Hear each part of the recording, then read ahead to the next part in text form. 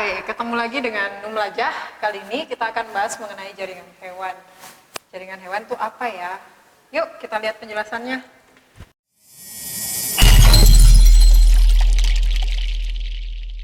Kali ini kita akan bahas mengenai jaringan pada hewan, dan jangan lupa jaringan hewan itu adalah kumpulan dari sel-sel hewan, di mana nanti kita akan membicarakan seperti apa sih jaringan pada hewan tersebut. Oke, jaringan hewan itu menurut jenisnya dibagi menjadi 4. Yang pertama itu adalah jaringan epitel, yang kedua itu adalah jaringan ikat, yang ketiga itu adalah jaringan otot, dan yang terakhir adalah jaringan saraf. Dari keempat jaringan inilah susunan komposisi dari organ-organ pada hewan itu disusun. Kita akan bahas yang pertama, yaitu jaringan epitel pada hewan.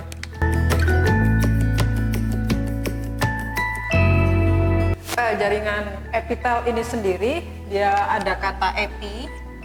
Nah, epi ini artinya pinggir atau luar.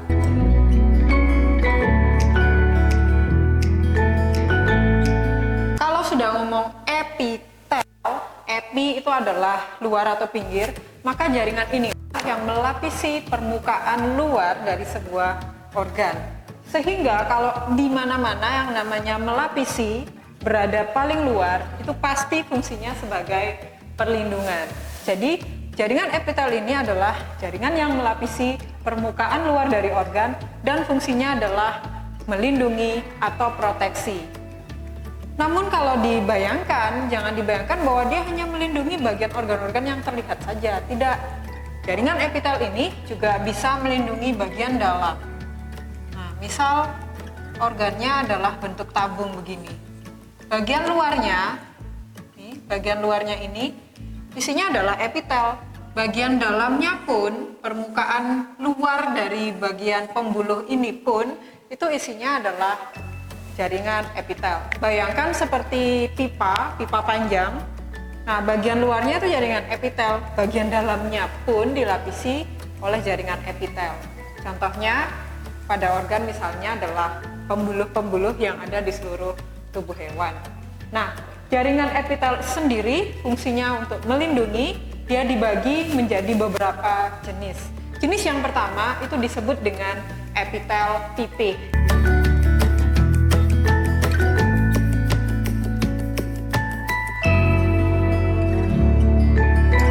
Epitel pipih ini sendiri, kenapa disebut epitel pipih? Itu karena bentuknya pipih. Pipih itu seperti bulirnya padi. Jadi ini intinya, ini bagian selnya. Itu disebut dengan epitel pipih. Dari segi bentuk dan susunan selnya, sel epitel pipih ini dibagi menjadi 2 jenis, yaitu ada yang selapis apabila susunan selnya itu adalah satu lapisan, dan juga ada yang berlapis banyak apabila susunan selnya itu lebih dari satu lapis. Jika digambar, maka epitel yang pipih selapis, nah dia bentuknya seperti ini, hanya satu lapis saja, itu epitel selapis.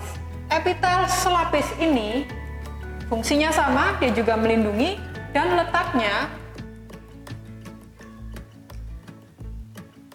epitel ini mudah ditemukan. Dia melindungi dan melapisi organ-organ yang pada bagian pembuluh berukuran lebih kecil, ukurannya kecil. Jadi kata kuncinya adalah pembuluh berukuran kecil. Contohnya apa saja? Contohnya ada pembuluh darah. Kita ketahui bersama bahwa pembuluh darah itu kan ukurannya kecil sekali, ada di seluruh tubuh. Pembuluh darah, kemudian ada endotelium jantung. Endotelium jantung itu adalah saluran-saluran atau pembuluh-pembuluh yang ada di dalam jantung. Jadi bisa dibayangkan itu pasti kecil ukurannya. Selain ada di pembuluh darah, endotelium jantung, maka letak dari epitel pipih selapis ini juga dapat ditemukan pada alveolus. Nah, alveolus itu di dalamnya paru-paru. Paru-paru kemudian nanti seperti anggur begitu susunannya, jadi ada bulat-bulatan kecil, itu alveolusnya, tempat pertukaran oksigen dengan karbon dioksida, jadi pasti ukurannya juga kecil tuh pembuluhnya. Kemudian juga dapat ditemukan pada badan Malpighi ginjal. Nah, ginjal juga ukurannya kan kecil, otomatis. Maka kesimpulannya adalah letak dari pembuluh-pembuluh yang kecil ini pasti dilapisi oleh epitel pipih yang selapis. Itu kata kuncinya ada pada pembuluh yang ukurannya kecil. Sedangkan jenis yang kedua, epitel pipih berlapis banyak, disebut berlapis banyak karena memang lapisannya itu lebih dari satu. Jadi dia menumpuk. Bisa 2, 3, 4, intinya lebih dari satu jumlah dari lapisannya, maka itu disebut dengan epitel pipih berlapis banyak. Nah, epitel pipih berlapis banyak letaknya kebalikan dari epitel pipih selapis. Kalau epitel pipih selapis letaknya di pembuluh yang berukuran kecil. Kalau yang berlapis banyak letaknya itu ada pada pembuluh yang ukurannya jauh lebih besar. Contohnya apa? Epitel pipih berlapis banyak ini ditemukan pada epidermis kulit. Nah, epidermis kulit kita nih, kulit hewan, kulit manusia dilapisi oleh epitel pipih berlapis banyak. Epidermis kan luas, ya kan, beda dengan pembuluh darah. Tuh, kemudian contoh yang pertama tadi adalah epidermis kulit. Contoh yang kedua, letak yang banyak ditemukan epitel pipih berlapis banyak ini ada pada liang vagina. Liang vagina dengan pembuluh darah, gedean mana lubangnya? Liang vagina dong. Kemudian ada juga lubang anus. Nah, lubang anus dengan badan Malpighi ginjal besar lubang anus. Dan juga contohnya misalnya adalah pada rongga mulut. Jadi caranya belajar adalah ingat saja kesimpulan bahwa letaknya tuh ada di mana, sehingga nanti cara menjawabnya ketika ada soal kita harus tahu dia ukurannya besar atau kecil. Jadi jangan dihafalkan ini. Kalau dihafalkan satu-satu tidak seru belajarnya. Harus pakai otak belajarnya ya. Itu mengenai epitel pipih. Jenis yang kedua dari epitel ini adalah epitel kubus.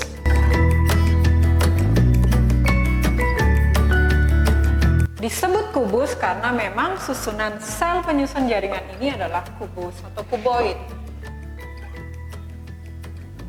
Jika tadi pipih, sekarang bentuknya kubus. Sama dengan epitel pipih, epitel kubus ini juga dibagi berdasarkan jumlah lapisannya. Jadi ada yang selapis dan juga berlapis banyak. Sama jika yang selapis juga susunannya itu adalah satu lapis. Satu lapis, walaupun nanti bentuknya melingkar, tapi dia satu lapis selnya tetap disebut sebagai epitel kubus selapis. Nah, epitel kubus yang selapis ini banyak sekali letaknya ditemukan pada mata. Dominan dia ditemukan di organ mata. Salah satu contohnya adalah dia berada pada bagian retina. Di retina ini, epitel kubus itu ditemukan pada bagian yang ada pigmennya, sehingga nanti bisa memunculkan warna. Itu di bagian retinanya, ini di areal yang berpigmen. Kemudian juga dapat ditemukan pada bagian dalam dari lensa mata. Selain dia ditemukan pada mata, epitel kubus selapis ini juga dapat ditemukan pada ovarium, permukaannya ovarium. Ovarium ini organ miliknya betina, dan juga ditemukan pada beberapa tubulus pada ginjal. Tubulus ginjal itu saluran-salurannya ginjal. Ukurannya beda dengan badan Malpighi. Kalau badan Malpighi ada di bagian dalamnya lagi.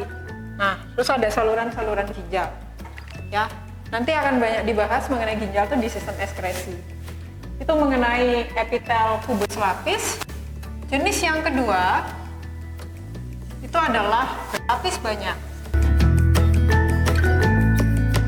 Epitel kubus berlapis banyak ini mudah sekali ditemukan pada saluran kelenjar. Oleh sebab itu, epitel kubus dia punya fungsi tambahan selain melindungi atau proteksi, dia juga berfungsi sebagai sekresi dan juga absorpsi.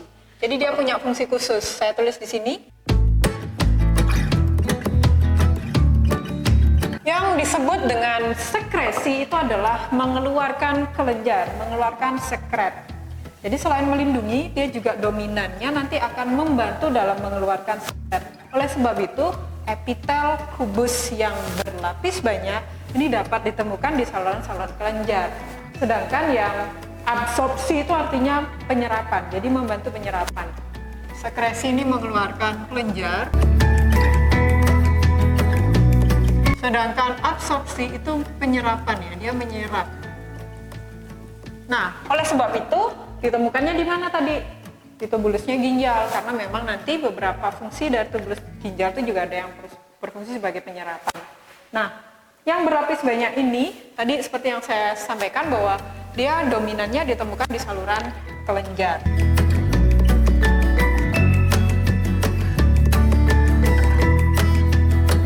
Saluran kelenjar yang dimiliki oleh manusia salah satunya adalah kelenjar keringat. Yes, kelenjar keringat. Dan satu lagi adalah kelenjar minyak. Selain dominasinya ditemukan pada saluran kelenjar, epitel kubus berlapis banyak ini juga ditemukan pada ovarium dan juga testis. Ya, nanti membantu perkembangan epitelnya. So, dari epitel pipih dan epitel kubus, dari segi bentuk kita bisa mudah membandingkan. Ini bentuknya seperti bulir padi, ini kubus ya. Sama jenisnya ada selapis dan juga ada berlapis banyak. Tempatnya jika epitel pipih selapis itu ada di pembuluh ukuran kecil, epitel pipih berlapis banyak ada di pembuluh ukuran besar. Kalau yang kubus selapis dapat ditemukan dominannya itu ada di areal mata, sedangkan yang epitel kubus berlapis banyak dominannya ada pada saluran kelenjar.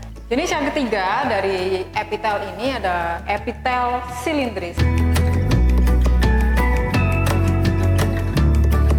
Silindris karena memang bentuk dari sel penyusun jaringan ini adalah berbentuk silindris. Jadi dia memanjang bentuknya.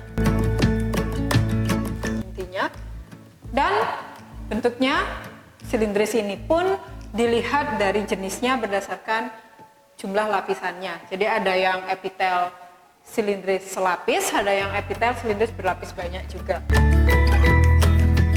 Yang selapis sama jika dia susunannya adalah satu lapisan saja. Gampang mempelajari yang epitel silindris nih letaknya. Kalau yang epitel silindris selapis, letaknya akan mudah sekali ditemukan pada organ-organ penyusun sistem pencernaan. Nah, organ-organ penyusun sistem pencernaan ini apa saja? Lambung, kemudian mulut, kerongkongan, kemudian usus. Nah, itu adalah organ-organ yang penyusun sistem pencernaan. Sedangkan yang berlapis banyak, mudah sekali ditemukan pada organ penyusun sistem pernapasan. Apa saja penyusun sistem pernapasan itu? Sistem pernapasan itu ada rongga hidung, kemudian ada paru-paru, ada tenggorokan. Sehingga cara membedakan dari epitel silindris selapis dan berlapis banyak ini adalah kesimpulannya yang selapis letaknya di pencernaan, sedangkan yang berlapis banyak letaknya di pernapasan. Lalu ada satu tambahan lagi nih, bentuk dari epitel silindris, yaitu ada epitel silindris bersilia. Epitel silindris bersilia ini adalah epitel yang bentuknya selapis, namun di atasnya itu ada silianya. Jadi kalau akan menjawab soal mengenai bagaimana epitel silindris ini perbedaannya, ketika membaca soal lalu ada gambar, itu sudah pasti tahu bahwa itu adalah epitel silindris, maka perhatikan terlebih dahulu di atasnya itu ada silia atau tidak. Jangan sampai langsung menjawab bahwa itu adalah epitel silindris selapis. Kita lihat dulu di bagian atasnya ada silia atau tidak. Kalau salah jawab gambarnya, otomatis salah menjawab fungsinya. Jadi khusus untuk epitel silindris, perhatikan ada silia atau tidak bagi yang epitel silindris selapis, ya. Nah, yang bersilia ini letaknya ditemukan pada organ-organ yang memang fungsinya adalah dapat tambahan fungsi, misalnya untuk penyaringan dan juga sebagai pergerakan. Jadi letaknya ini dapat ditemukan pada trakea, kemudian dapat juga ditemukan pada rongga hidung, dan dapat ditemukan pada alat reproduksi, baik ovarium maupun pada testis. Sehingga epitel silindris ini selain dia berfungsi dalam melindungi, maka epitel silindris ini juga memiliki fungsi tambahan, yaitu sebagai sekresi, absorpsi, juga pergerakan.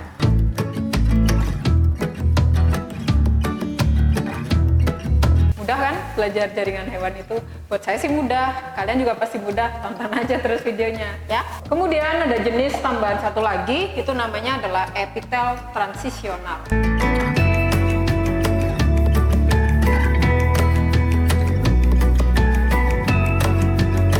Dari namanya kita sudah bisa tahu bahwa seperti apa sih bentuk dari epitel ini. Dari namanya ada kata transisi. Transisi itu artinya berubah. Nah, epitel pipi ini, epitel transisional ini apanya yang berubah? Yang berubah adalah bentuknya. Sehingga epitel transisional ini mengalami perubahan bentuk yang semula dari bentuk kuboid, dia bisa berubah bentuk menjadi silindris. Yang semula pendek jadi panjang, dan ini bisa kebalikannya juga, jadi dia bisa kembali lagi. Epitel transisional ini khas, jadi dia bisa berubah bentuk mengikuti fungsi dari organ yang memang susunannya adalah jaringan epitel transisional ini. Dan organ ini memang diset, memang dibuat bahwa ketika dia ada isinya, maka dia nanti akan merenggang organnya. Ketika isinya dikeluarkan, maka dia akan mengerut. Seperti balon, kalau ada udaranya, balon itu akan ngembang.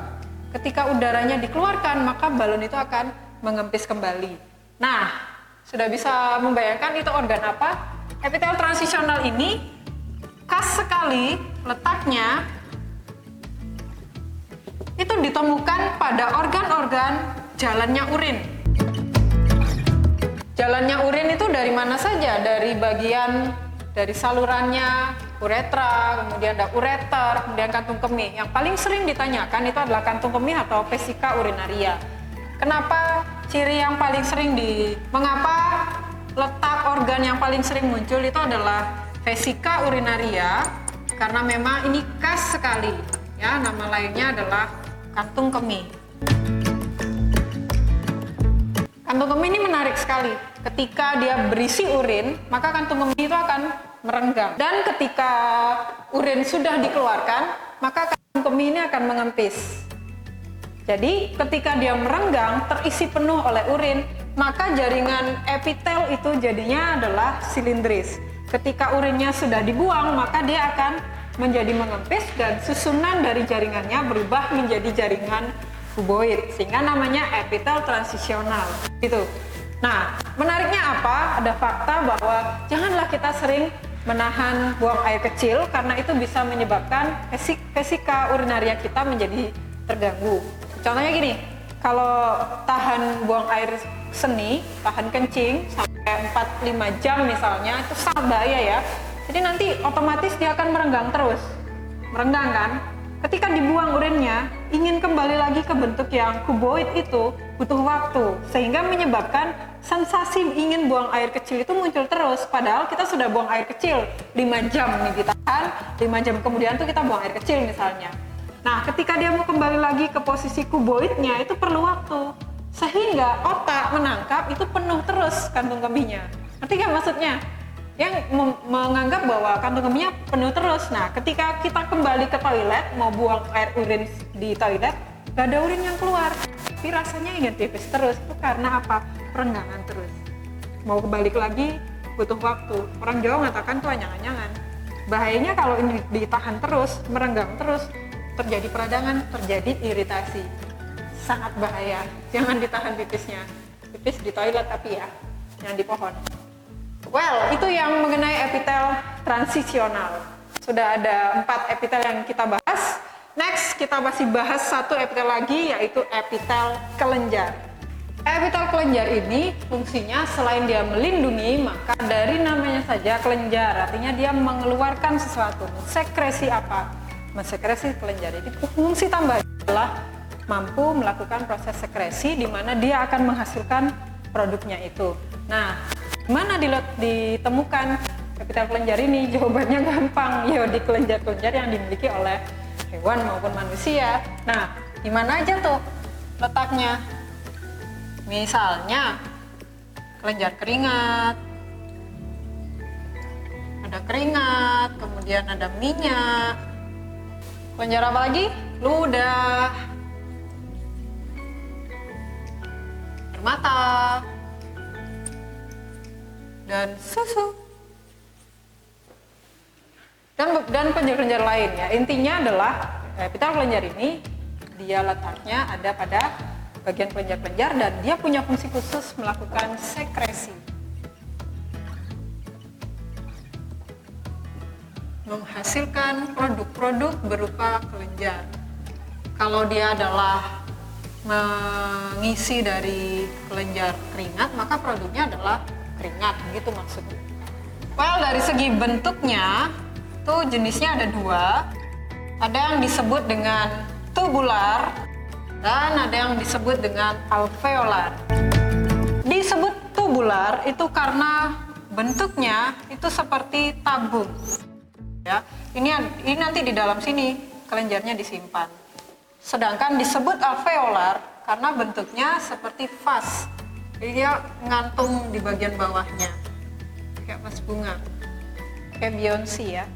Nah, tubular sendiri ini dibagi menjadi jenisnya, dibagi menjadi 2. Itu ada yang tubular yang biasa, yang tunggal, namanya tubular. Nah, ada juga yang tubular bercabang. Bahkan dapat ditemukan tubular berpilin. Kalau yang tubular itu seperti ini. Kalau yang bercabang, tubularnya nyabang. Jadi dia bentuknya nyabang begini. Namanya tubular bercabang. Kalau tubular berpilin, itu seperti tali yang sedang mengikat, membuat ikatan. Jadi dia seperti tali yang sedang melakukan simpulnya. Itu namanya berpilin. Dari segi fungsi sama aja, cuman dia bentuknya aja yang berbeda-beda. Ya.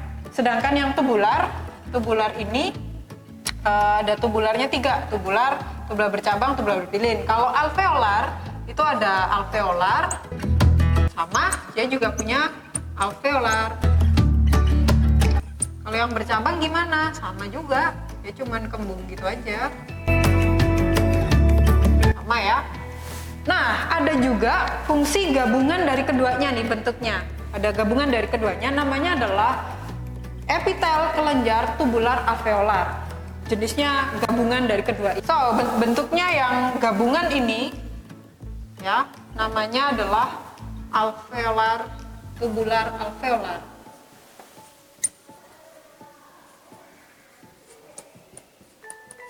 Jadi dia gabungan dari yang tubular dan alveolar. Nah, satunya ada yang bentuk tabung, bentuk yang lain itu ada alveolarnya, tabung lagi. Video ini bisa membantu kamu dalam belajar jaringan hewan. Selamat menikmati.